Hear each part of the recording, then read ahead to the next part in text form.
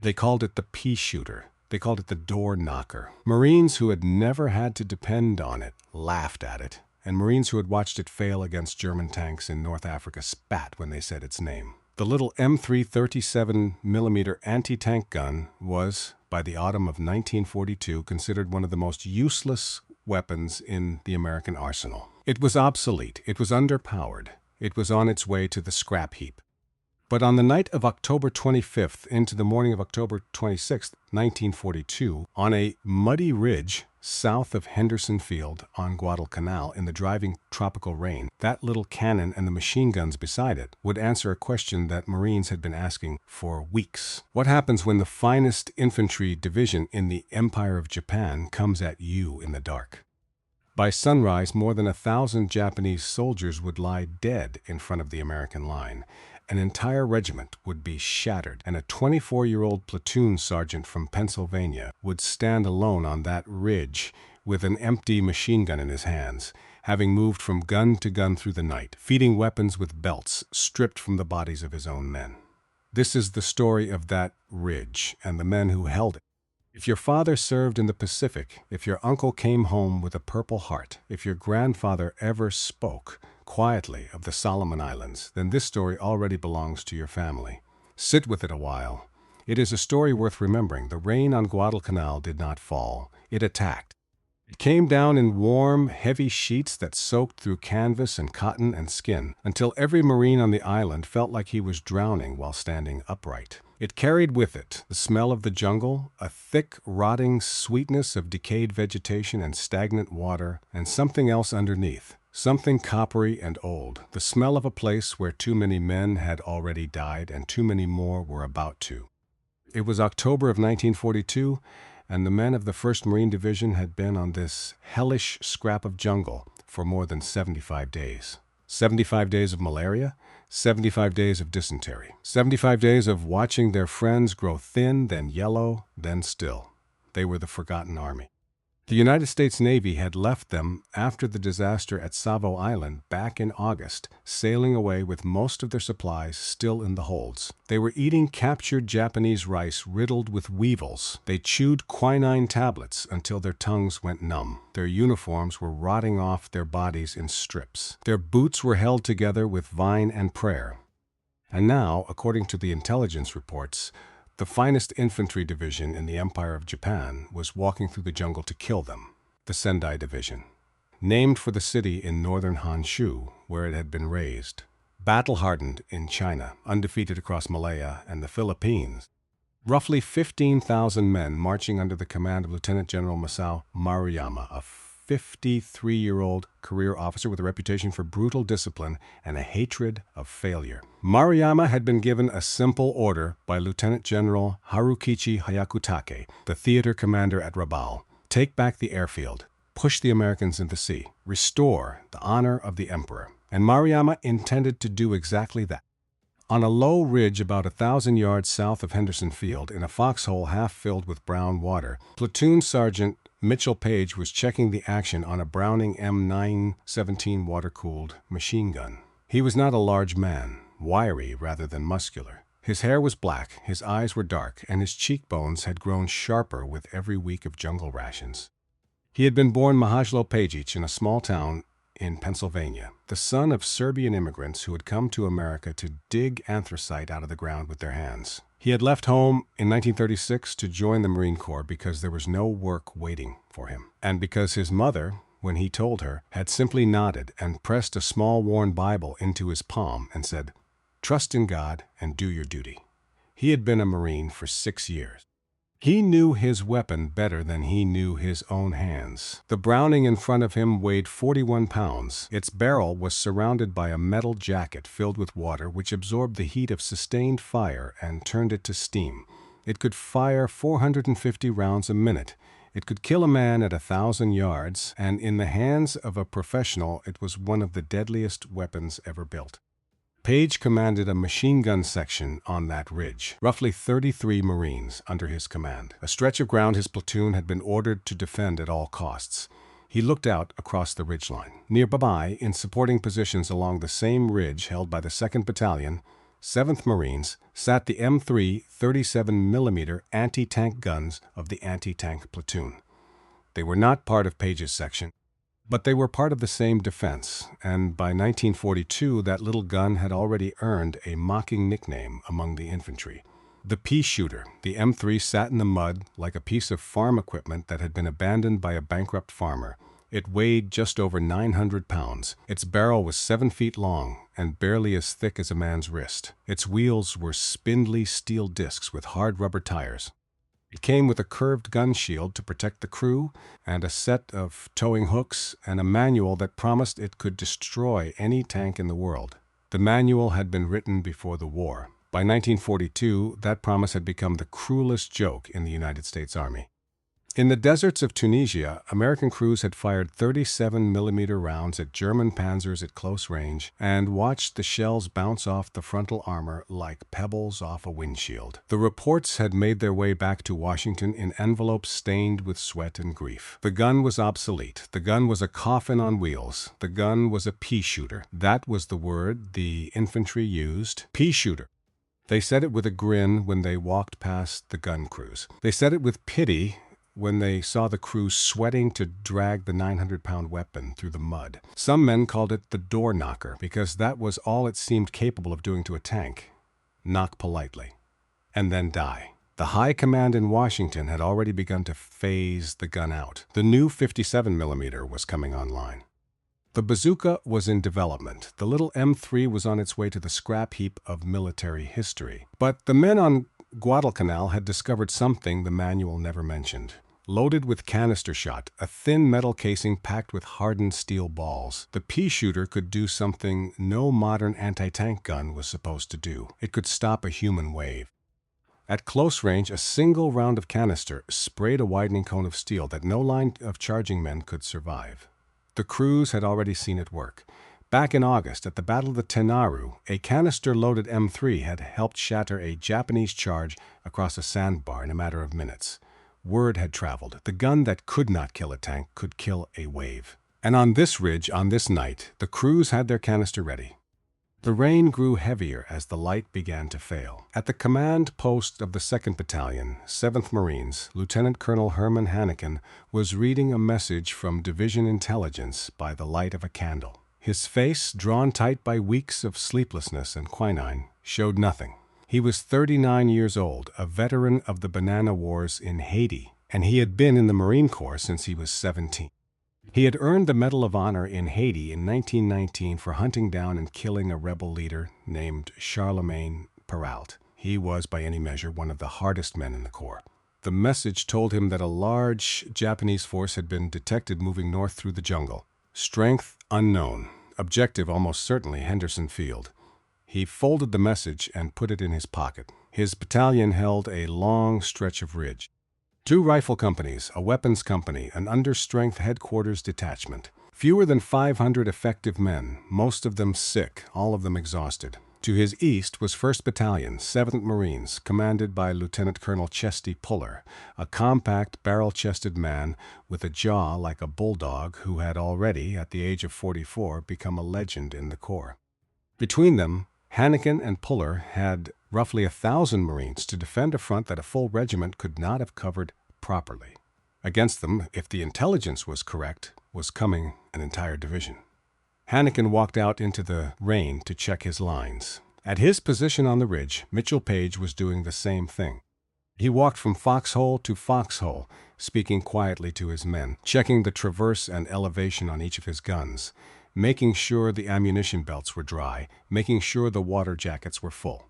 He was not a talker. He believed that a sergeant led by doing what he asked his men to do, and by doing it a little bit better than they could. He had been leading Marines for 6 years, and he understood something that many young officers did not. Men do not fight for their country in a foxhole at 2 in the morning. They fight for the man to their left and the man to their right. And so he moved from man to man, and he made sure each of them saw his face, and he made sure each of them heard his voice, and he made sure each of them knew that he was there and that he was not going anywhere. At the last position, a young private looked up at him with hollow eyes and asked very quietly if they were coming. Paige looked out into the jungle, into the rain, into the darkness that was gathering like a physical weight over the ridgeline. His hand went, for just a moment, to the small, worn Bible in his breast pocket. Then he answered, "Yes, they're coming. Take a breath. Sit with that image a moment." Because what happened next is one of the hardest things ever asked of any American in uniform, and it deserves to be understood slowly. The darkness on Guadalcanal was not the darkness that most Americans knew. It was not the soft, gentle darkness of a summer night in Ohio when you could still see the shape of the trees against a starlit sky. It was not the honest darkness of a coal mine in Pennsylvania, where a man knew he was underground and accepted it. It was something older than that, something primitive. The kind of darkness that had covered the earth before human beings learned to make fire, when men had huddled in caves and listened to the sounds of things that wanted to eat them.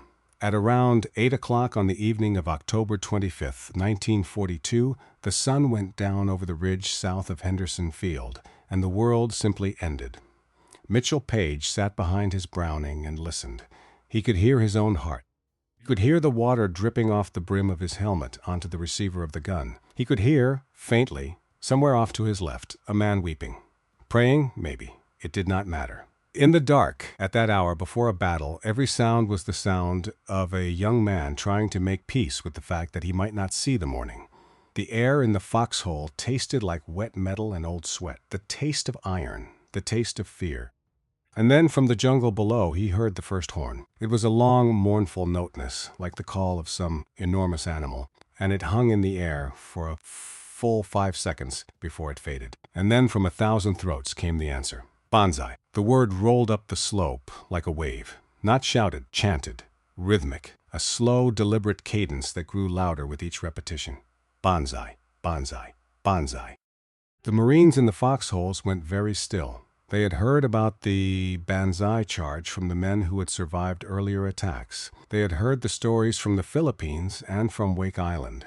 But hearing about it and hearing it were two different things. The chanting grew closer. The ground began to vibrate. Thousands of men were moving through the jungle in the dark, and every one of them was screaming for the death of the United States Marine Corps. Mitchell Paige gripped the wooden spade grips of his Browning and thumbed the safety off. When the Japanese finally came out of the tree line, they did not come in a line. They came in a flood. A solid, moving carpet of brown uniformed men, packed shoulder to shoulder, running up the slope with bayonets fixed, officers in the front, waving swords over their heads, regimental flags on bamboo poles, boys, most of them no older than 19 or 20, with their mouths open in that terrible chant, "Banzai! Banzai! Banzai!" The Marine line opened up. The Browning machine guns began to hammer. Deep, rhythmic, mechanical hammering, tracer every 5th round, so that the darkness in front of the ridge was suddenly stitched with red threads of light that reached down the slope and touched the running men and cut them off their feet. Paige had been trained to fire in short, controlled bursts. 6 rounds, 8 rounds. Save the barrel, save the ammunition. But there was no time for training now. He simply held the trigger down. He swept the red thread of tracers back and forth across the front of his position, mowing them down as they came into range, and he could hear his loader feeding fresh belts into the gun as fast as his hands would move. And along the ridgeline, the Peashooter spoke. Somewhere in the darkness, one of the M3 anti-tank guns fired its first round of canister. The concussion was so sudden and so loud that the men in the nearest foxholes felt it in their chest cavities before they heard it in their ears. A tongue of yellow-white flame erupted from the barrel, illuminating everything for 100 yards. The canister casing disintegrated the moment it cleared the muzzle, and a swarm of hardened steel balls left the barrel at nearly 2,000 feet per second. The front rank of the Japanese charge in front of that gun simply ceased to exist. Not fell, not collapsed, ceased. 1 second there were men running up the slope with bayonets raised. The next second there was a fine red mist hanging in the flare light and a section of jungle where the tall grass had been sheared off at the ankle. The chanting stopped in that section of the line. It did not fade. It stopped, cut clean, like a phonograph needle being lifted off a record. Other M3s along the line opened up. Each one turned a stretch of the slope into a killing ground. The Peashooter, the joke of the arsenal, was doing something that no rifle and no machine gun could quite match. At close range, in the dark against a wave of massed infantry, it was one of the deadliest weapons on the ridge. But the Japanese kept coming. For every 10 men that went down, more stepped over their bodies and kept running. They were not stopping. They were not slowing down. They were doing what they had been ordered to do, which was to close with the American line at any cost and to break it. And then, from the far right of Paige's position, one of his guns went silent. He knew immediately what had happened. A silent machine gun on a defended perimeter in the middle of a Banzai charge meant one of 3 things. It meant a jam. It meant the crew was out of ammunition. Or it meant the crew was dead. Paige turned his head to look, and he saw the muzzle flashes of Japanese rifles cresting the top of the foxhole where his gun had been. They were on it. They had taken it. The crew was gone. He could not think about that yet. Another gun went silent. Then another. Paige could hear Japanese soldiers shouting to each other in the darkness, moving along the ridgeline, working their way toward him. He could hear their bayonets scraping against rocks. He could hear men dying on both sides in small, choked cries that were mercifully cut short. His own gun kept firing. His loader was still feeding belts. His loader was hit. Then another man. One by one, the crew of his section fell. Marines he had led for months. Marines he had shared rations with. Marines he had spoken to only hours before in the rain, checking their belts, checking their guns, telling them without saying it out loud that he was there and that he was not going anywhere. Of the roughly 33 Marines in his platoon that night, nearly all would be killed or wounded before the sun came up. When the last loader went down, Paige was alone. He kept firing until that belt ran empty. Then he did exactly what the Medal of Honor citation would later record in plain language. He kept moving. He fought with his gun until it could no longer fire. Then he took over another and another, moving from position to position along the ridge, feeding belts stripped from the bodies of his own men, so the Japanese below could not tell how many Americans were still alive up there. Every time one gun went quiet, another opened up from a different position. The Japanese must have thought the ridge was still fully manned. They must have thought they were facing a full company. They were facing one man, and for a time that was enough. His hands were cut, his face was bleeding, his uniform was in rags. The water jackets on the guns were running dry, and the barrels were so hot that when the rain hit them, the water flashed to steam. He did not stop. Behind him, the anti-tank crews were fighting their own war. The M3s had fired again and again through the night, working through their supply of canister at close range. Some of the guns were damaged. Some of the crews were wounded. But between them and the machine guns of Paige's platoon, and the mortars behind them, and the artillery firing from the airfield, they were shredding a Japanese regiment. Somewhere out there in the darkness, Colonel Masajiro Furumiya, commander of the 29th Infantry Regiment, watched his men being cut down. Graduate of the Imperial Military Academy and a veteran of the fighting in China, he had led his regiment into this attack with pride. He had been given command 2 years earlier. He had trained these men. He had promised them, in the marshalling area before they sailed, that they would restore the honor of the Empire. They could not do that here. The chanting was fading now. The great, terrifying wave of Banzai that had rolled up the slope hours earlier was breaking up into smaller, more desperate voices. Squad leaders shouting orders, men crying out, the unmistakable sound of a regiment losing its cohesion. But Furumiya did not turn back. When the main assault faltered, he gathered a small group of officers and men, took up the regimental colors, and pushed forward through the chaos. The confused darkness before dawn, roughly 100 of them managed to slip through the American line, creating a small salient behind the Marine positions. What he intended to do there, whether he hoped to rally survivors or signal a second wave that would never come, we will never know for certain. What happened to him in the hours that followed remains unclear in the records. What is certain is that he did not return. Like many Japanese officers of his generation, he chose not to survive a defeat he had led his men into. In the days that followed, American patrols hunted down and destroyed the infiltrators one by one, and Colonel Furumiya was killed in the fighting. The final charge came sometime after 3 in the morning. By then, the rain had eased to a fine mist, and the flares had begun to burn out, and the ridge line was lit only by the flickering muzzle flashes of the surviving American positions. Paige had been fighting for hours. His hands were black with soot and blood. He had no idea how many rounds he had fired. He had no idea how many men he had killed. He looked down the slope and he saw a final wave coming up at him. Bayonets fixed. Officers in front, waving swords. He gripped the spade handles of the Browning. He took a breath. His hand went again to the Bible in his breast pocket. He aimed, and he pulled the trigger. By the time the last belt ran out, the Japanese charge in front of his position had broken. Some had fallen back into the jungle. Some had died in the last rush. Some had simply stopped. Paige heard the small, final click of an empty chamber, and he knew that the fight, as he had been fighting it, was over. And then, coming up the reverse slope behind him, he heard Marines, American voices, American boots. Reinforcements had arrived. Paige did not sit down. He did what the citation would later describe, and what the men who were there that morning would remember for the rest of their lives. He led a bayonet charge down the slope into the disorganized Japanese survivors, driving them back into the jungle they had come from. Nobody who was there that morning ever quite explained what had happened in those last few minutes. Paige never explained it either. When he was asked about it, in later years, he would say only that his men had done their job and that the Lord had done the rest. The Marines coming up the ridge found Paige alive. They found a handful of his men still alive, most of them wounded. Of the roughly 33 Marines in his platoon, nearly all had been killed or wounded around him during the night.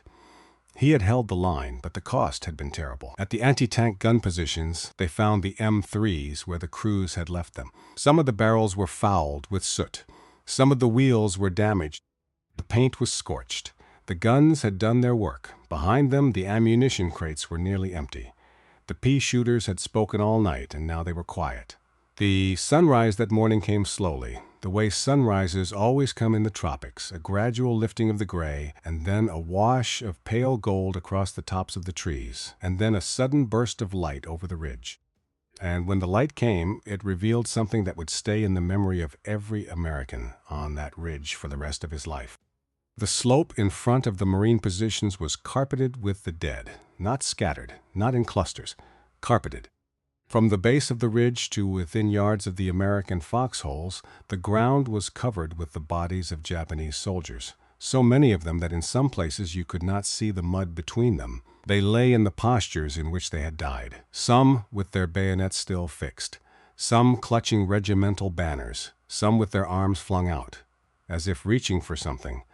There were officers, there were sergeants, there were 19-year-old boys.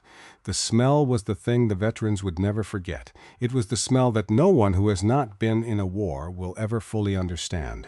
The smell of the tropical dead in the tropical heat, of blood soaking into mud, of gunpowder, of burned wool, of the jungle itself, torn open by the fighting and bleeding sap. It was a smell that got into a man's clothing and stayed there. It was a smell that some of those Marines would still find, decades later, rising unbidden from the back of memory in the middle of a quiet afternoon in Ohio, or Kansas, or Alabama, and they would not be able to explain to their wives or their sons why they suddenly had to sit down. When the counting was done, hundreds of Japanese dead lay in front of the 2nd Battalion's line alone. Across the combined front held by Puller and Hannikin that night, the toll reached well over 1,000. The 29th Infantry Regiment had been shattered. It would never again fight as a cohesive regiment on Guadalcanal. Colonel Masajiro Furumiya was not among the survivors who made it back to Japanese lines. The colors of the 29th Regiment were lost with him. Whatever we may say about the war he was fighting, and whatever his side had done in the years before, the image of a career officer choosing to die rather than walk away from the regiment he had led is a human image. It is the image of a soldier who could not accept surviving a defeat that had consumed his men, and that at least we can understand. The Japanese defeat at Guadalcanal did not end that morning. The fighting on the island would continue for another 3.5 months. There would be more attacks. There would be more nights in the mud. There would be more Marines dead. But something had broken on the ridge south of Henderson Field on the night of October 25th into the morning of October 26th, something that could not be repaired. The Sendai Division had been one of the finest infantry formations in the Empire of Japan. It had lost in the course of the Guadalcanal campaign more than half of its strength. The 29th Regiment had been shattered. The other regiments had been badly mauled. The Imperial Army would never again mount a divisional-scale offensive on the island. And on February 9, 1943, the last Japanese soldiers were evacuated from Guadalcanal, and the first great American land victory of the Pacific War was complete. Mitchell Paige came off the ridge on the morning of October 26th, and he sat down on a supply crate, and he did not speak to anyone for a long time. He was awarded the Medal of Honor the following year. The citation described what he had done in the language that citations use, formal and clean and stripped of the mud and the blood and the sound of a young man crying in a foxhole. It said that he had, by his fearlessness and determined fighting spirit, held his position against a violent enemy attack. It said that he had continued to man his gun, although his crew had been killed or wounded around him. It said that when his gun was destroyed, he took over another and another. It said that at dawn, he led a bayonet charge that drove the enemy back. It did not use the word Peashooter. It did not have to. But Paige knew the names of every man in his platoon who had died, so that the medal could be pinned on his chest.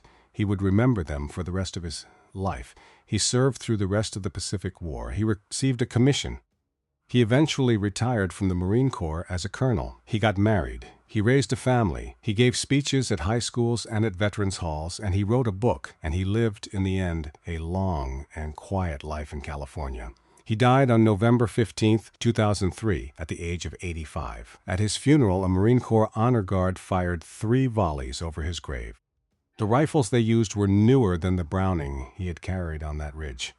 But the sound was the same. It always is. The M3 anti-tank gun continued to serve in the Pacific until the end of the war. After Guadalcanal, canister ammunition became a valued item for anti-tank platoons in the Pacific theater. The gun that had been called a Peashooter, that had been mocked and pitied and slated for retirement, became something else. It became the weapon Marines wanted on their flank when the wire went up and the sun went down and a jungle full of enemy soldiers began to move. It was used at Tarawa, at Saipan, at Iwo Jima, at Okinawa. It cleared jungle trails. It broke up Banzai charges. It saved American lives on a dozen different islands, in a dozen different fights, and nobody laughed at it anymore. By 1945, it was finally replaced by newer, larger weapons. The last surviving M3 guns were scrapped after the war. A few were kept for museums. If you go today to the National Museum of the Marine Corps in Quantico, Virginia, you can find one. It sits in a quiet corner. The barrel is thin. The wheels are small. There is no plaque explaining what it did on the night of October 25th into the morning of October 26th, 1942, on a ridge south of Henderson Field, when the Sendai Division came for the airfield and the Peashooter answered. Most visitors walk right past it. But now, perhaps, you will not. There is a lesson in this story, and it is not the lesson that most people take from it. The lesson is not that the underdog always wins. He does not. The lesson is not that courage always triumphs. It does not. The men who died on that ridge were as brave as Mitchell Paige, and they died anyway. The Japanese soldiers who charged up that slope were as brave as the Americans who shot them down, and they died anyway. Bravery is not a shield. It never has been. The lesson is simpler than that, and older than that, and it is this. The tools you are given are not always the tools you would have chosen. The men beside you are not always the men you would have picked. The ground you have to defend is not always the ground you would have selected. But the fight comes anyway. The rain falls anyway. The horn blows anyway. And when it does, you use what you have. You use the gun in your hands and the men beside you and the ground under your feet, and you do the best you can with what you were given. That is what Mitchell Paige did. That is what the anti-tank crews did. That is what the men of the 2nd Battalion, 7th Marines did on the night of October 25th into the morning of October 26th, 1942. They were not given the best weapons. They were not given the best odds. They were not given the best ground.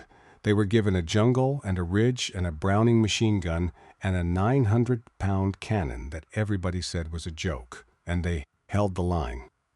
If you have watched this far, then you have honored their memory that costs nothing and means everything, which is to remember that they were here. They were young once. They were frightened once. They were cold and wet and hungry, and they were far from home, and they did not know if they would live to see the sun come up. But they did their duty. They stood their ground. And because they did, the airfield held, and the island held, and the Pacific War turned, and the world we live in now is the world they made. If this story meant something to you, then pass it on. Tell it to your children. Tell it to your grandchildren.